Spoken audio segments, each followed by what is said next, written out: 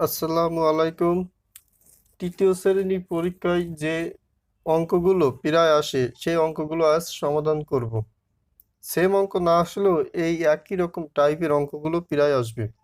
আমরা এখন 1 নম্বর সমাধান করব। একটি ত্রিভুজে 3টি বাহুর দৈর্ঘ্যের অনুপাত 3:4:5 হলে ত্রিভুজটির ক্ষেত্রফল কত? 3টি বাহুর দৈর্ঘ্যের অনুপাত 3:4:5 হলে সেটি হবে একটি সমকোণী ত্রিভুজ। সমকোণী ত্রিভুজের ক্ষেত্রে ক্ষেত্রফলের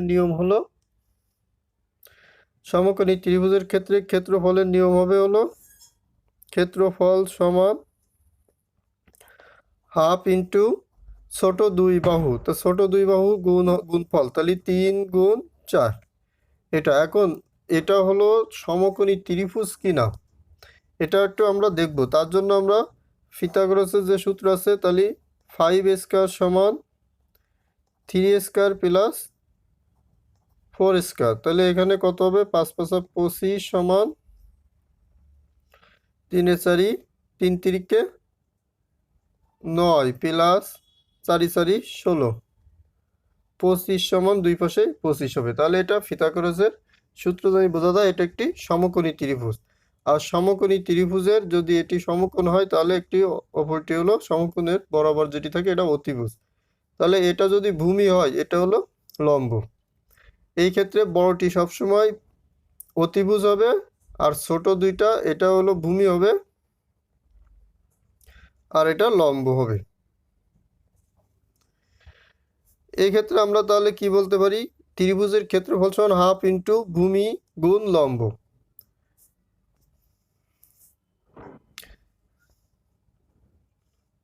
অতএব এই ত্রিভুজের ক্ষেত্রফল হবে, কেটে দিলে 2 আর 4 কেটে দিলে হলো 2 3 দুগুণী 6 বর্গ একক। এটাই অ্যান্সার। আমরা যদি এখানে 5 নিয়ে কাজ করি তাহলে এই উত্তরটা মিলবে না, কারণ এখানে 5 হলো অতিভুজ। এখন আমরা 2 নম্বর প্রশ্নের সমাধান দেখব। একজন লোক মাসে 20,000 টাকা আয় করেন এবং 18,000 টাকা ব্যয় করেন, তার ব্যয়ের সাথে সঞ্চয়ের অনুপাত হবে কত? তার আয় যদি 20,000 হয় তাহলে আমরা ব্যয় বাদ দিলে তাহলে তার 2,000 টাকা সঞ্চয় হবে। এই 2,000 টাকা সঞ্চয় হবে। এখন এটা আমরা অনুপাতে কিভাবে প্রকাশ করব? যেহেতু চেয়েছে ব্যয়ের সাথে সঞ্চয়ের অনুপাত, তাহলে ব্যয় ইস্টু সঞ্চয় সমান, ব্যয় হলো 18,000 টাকা, 18,000 ইস্টু সঞ্চয় 2,000।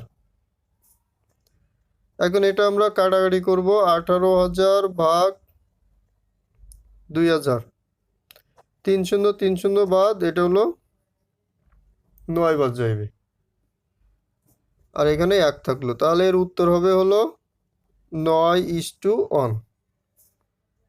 এটাই অ্যান্সার। এখন আমরা 3 নম্বর প্রশ্ন সমাধান করব।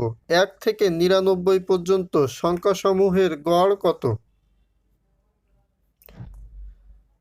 এটা একটি ধারার অঙ্ক। এখানে 1 2 3 এভাবে এক এক করে বেড়ে মোট হয়েছে কত? 99 পর্যন্ত। তাহলে আমরা যদি কোনো সামান্ত ধারার গড়ের সূত্র কি? কোনো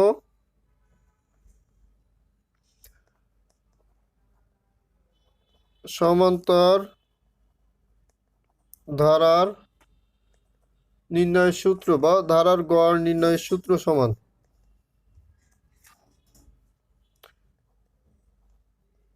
শেষ পদ প্লাস প্রথম পদ বাই 2। এটা আমরা হিসাব করি। শেষ পদ কত? 99 আর প্রথম পদ হলো 1/2। দেখেই বোঝা যাচ্ছে এটি হবে 50 উত্তর। এটাই অ্যান্সার।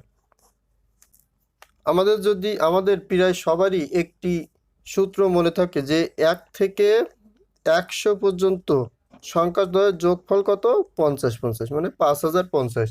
এটাও যদি আমাদের মনে থাকে তাহলে আমরা এই অঙ্কটা খুব সহজেই সমাধান করতে পারি কোনো সূত্র ছাড়াই।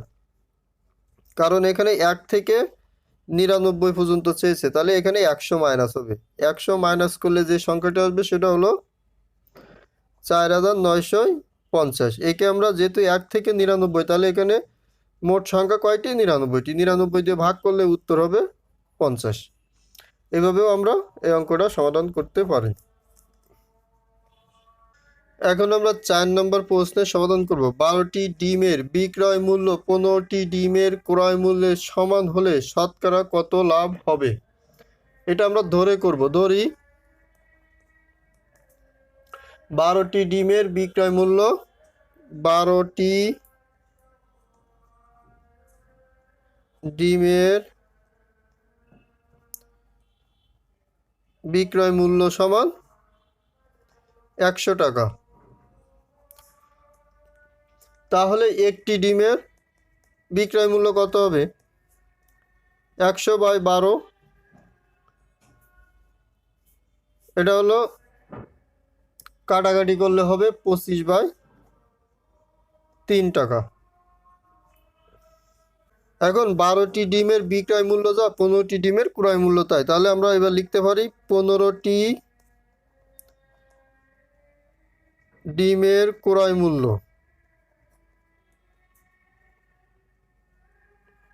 মূল্য সমান 100 টাকা। অতএব একটি ডিমের ক্রয় মূল্য সমান 100/15 টাকা। এটা ছোট করলে কত হবে? 20/3 টাকা। এখানে কাটাকাটি করেন 5 দিয়ে, 3 5 15, 5 20 100। তাহলে এটা হলো ক্রয় মূল্য আর এটা হলো বিক্রয় মূল্য পাইলাম। তাহলে অতএব লাভ হবে কত? অতএব লাভ সমান 25/3 মাইনাস 20/3 সমান লসাগু 3, 25 মাইনাস 20। এটার 5/3 টাকা হলো লাভ। তাহলে শতকরা লাভ হবে কত? এখানে 20/3 টাকায় লাভ হবে কত? 5/3 টাকা। অতএব 1 টাকায় লাভ হবে 5/3 গুণ 3/20, উল্টে যাবে। অতএব 100 টাকা লাভ হবে, এখানে গুণ 100 হবে। তাহলে এটা 5 20, 3 3 কাটা সমান 25%। এটাই অ্যান্সার।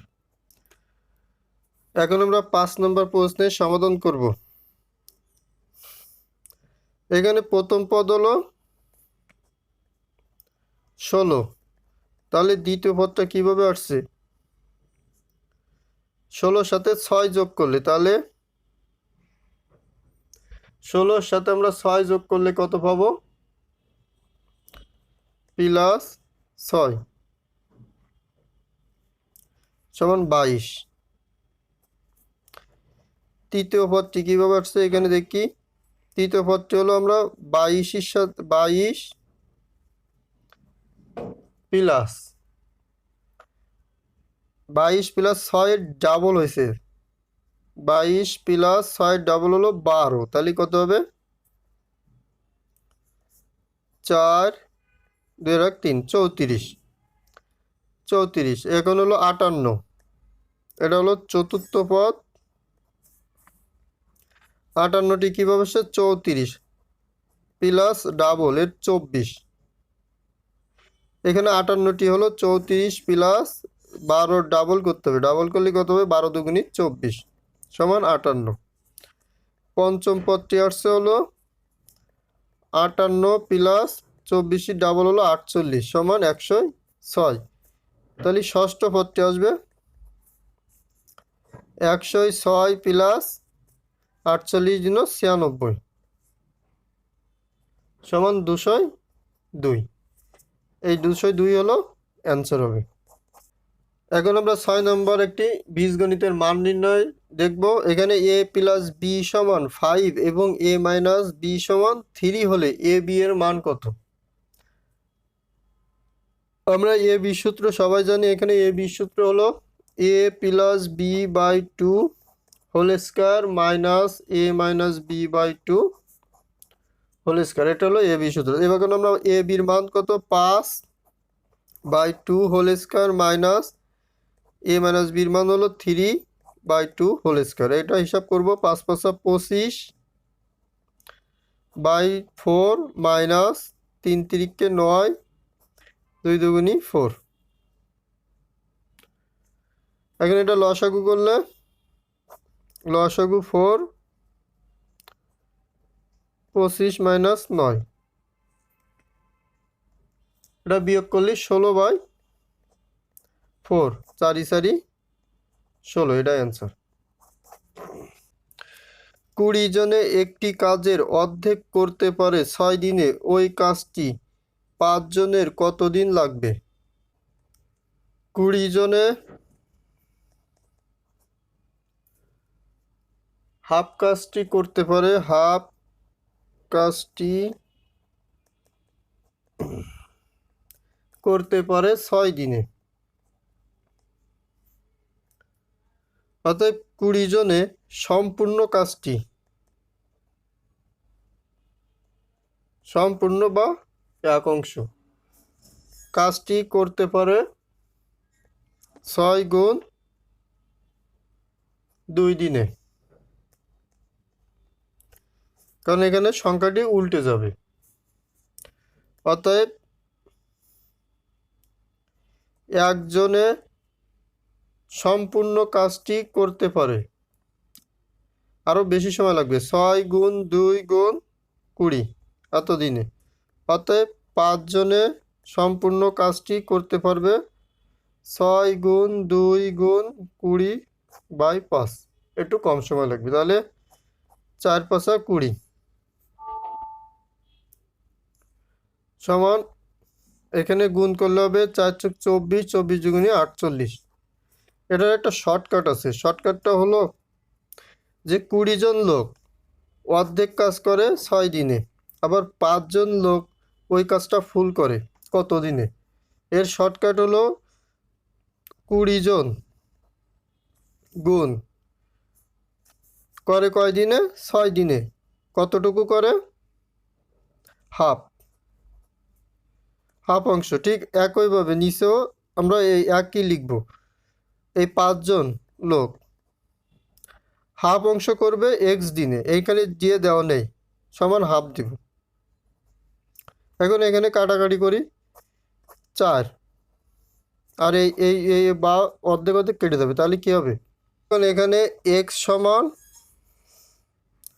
4 ছক 24।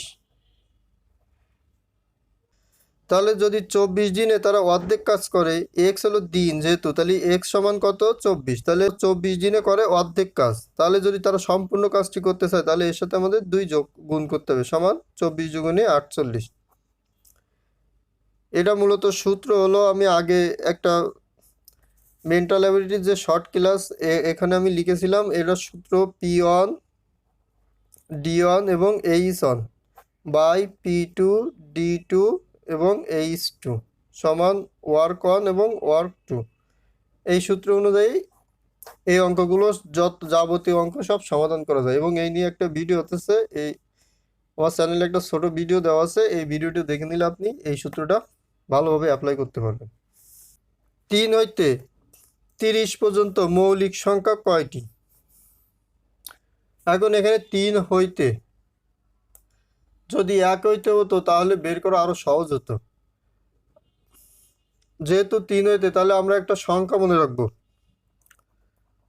4422, তারপরে 322 321। 44 এর অর্ধেক হলো 22, মানে 44 22 322 321।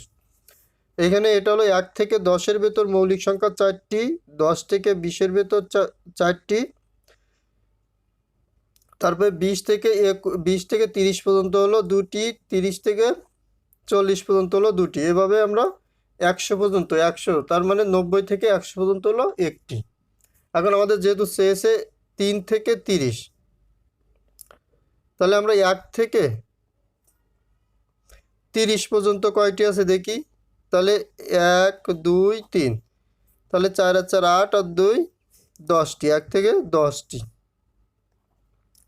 কিন্তু এখানে আমাদের শেষে 3 থেকে 30টি, তাহলে 3 থেকে যেহেতু 30টি শেষে, তাহলে এখানে 2, 3-এর আগে হলো মাত্র 2 একটা মৌলিক সংখ্যা আছে। এই 2 যেহেতু বাদ যাচ্ছে, তাহলে কি হবে, এখানে এর থেকে -1 হবে, তাহলে 9টি। তাহলে 3 হইতে 30 পর্যন্ত মৌলিক সংখ্যা কয়টি? 9টি। তার জন্য আমার এই সূত্রটা মনে রাখতে হবে। এইটুক মনে রাখলে আমার যাবতীয় মৌলিক সংখ্যা রিলেটেড যে কোশ্চেন আসুক না কেন আপনি সমাধান করে আসতে পারবেন। এখন আমরা 9 নম্বর প্রশ্নের সমাধান করব। একজন বিক্রেতা 10টি কমলা যে দামে কেনে 8টি কমলা সেই দামে বিক্রি করে, তার শতকরা লাভ কত? এখানে ধরি 10টি কমলার ক্রয় মূল্য 100 টাকা, ক্রয় মূল্য সমান 100 টাকা।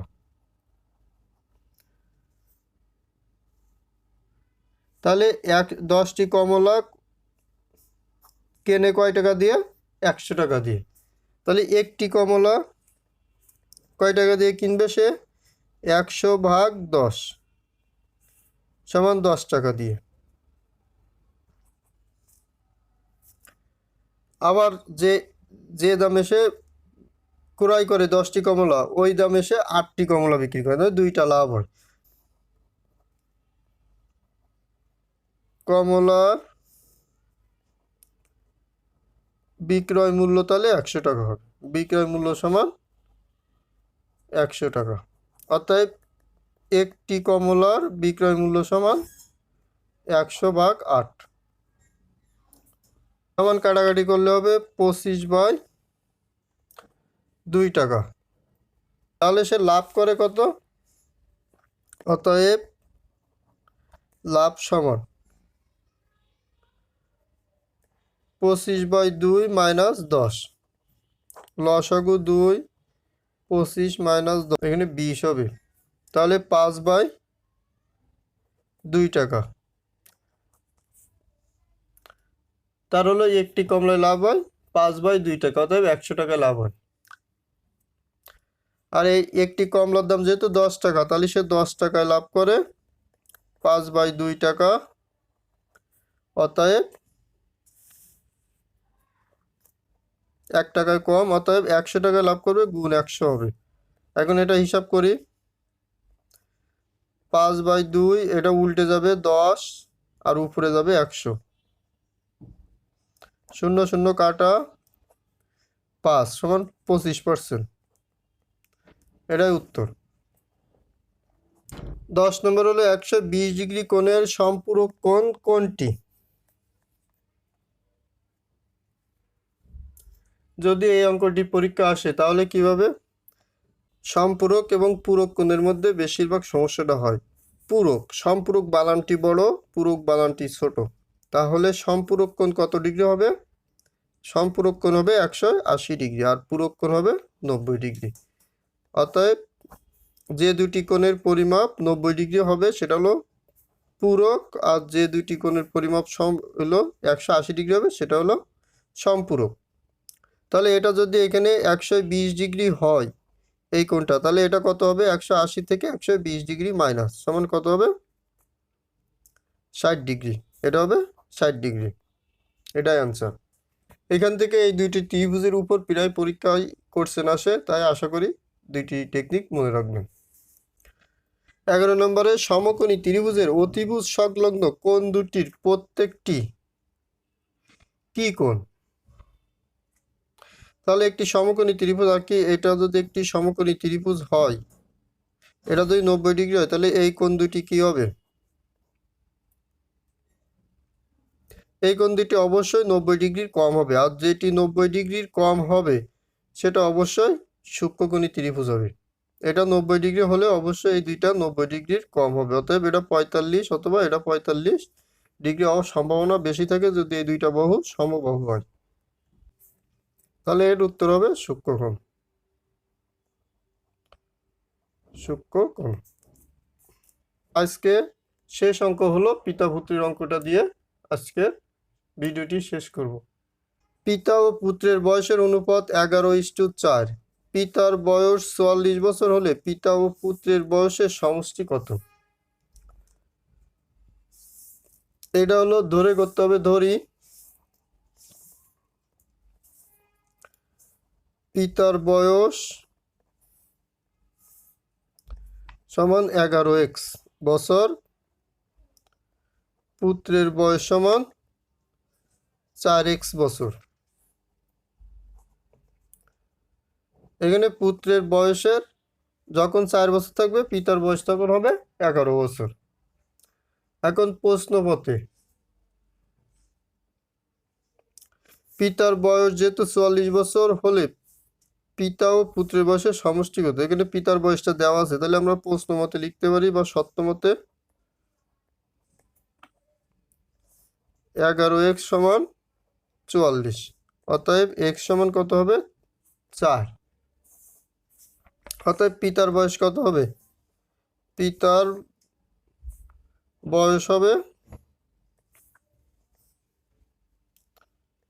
11 গুণ 4, এটা বের করা লাগবে না যেহেতু এটা দেওয়া আছে, সমান 44 বছর। পুত্রের বয়স হবে, যেহেতু পুত্রের বয়স দেওয়া নেই তাহলে 4 গুণ 4 সমান 16 বছর। এখন এদের বয়সের সমষ্টি বের করতে বলছে, তাহলে এদের বয়সের সমষ্টি কি হবে? 44 প্লাস 16 যোগ করলে হবে হলো 60 বছর। উত্তর 60 বছর। আমাদের ভিডিওটি যদি আপনার কাছে ভালো লেগে থাকে তবে অবশ্যই ভিডিওটিতে লাইক এবং বন্ধুদের সাথে শেয়ার করতে ভুলবেন না। আপনার যে কোনো মতামত কমেন্টে জানাবেন। নিত্য নতুন আপডেট পেতে চ্যানেলটি সাবস্ক্রাইব করুন এবং সাথে থাকা বেল আইকনটি প্রেস করুন। সবার সুস্থতা ও দীর্ঘজীবী কামনা করে শেষ করছি। আল্লাহ হাফেজ।